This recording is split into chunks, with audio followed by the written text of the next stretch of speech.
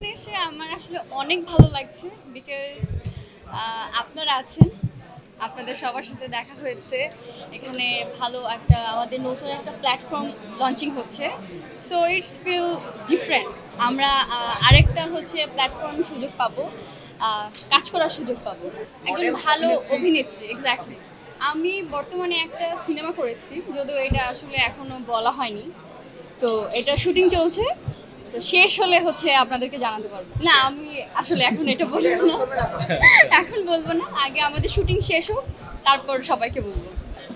সামনে প্ল্যান হচ্ছে নাটক করব, কাজ করব, বিজ্ঞাপন করব, অ্যান্ড আসলে কাজের মধ্যেই থাকতে চাই।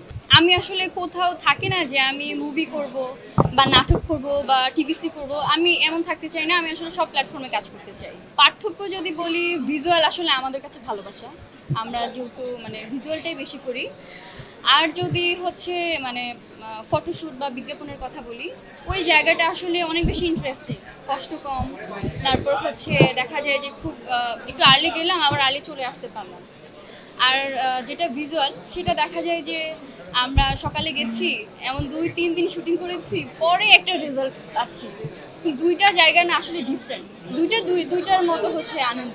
আমাকে যেহেতু এখন বর্তমানে আমাদের সবচেয়ে সুপার হিট নায়ক হচ্ছে সাকিব খান ভাইয়া, তো আমি ডেফিনেটলি সাকিব খান ভাইয়ার সাথে আমি আসলে কাজ করতে চাইবো। সবাই আমার পছন্দের, সিয়াম ভাইয়া আমার অনেক বেশি পছন্দের, কিন্তু এখন তো আসলে সাকিব খান ভাইয়া সিনিয়র, তো তাকে দিয়ে আসলে যদি শুরু করতে পারি, তাহলে এটা আসলে আমি মনে করবো যে আই এম ব্লেসড।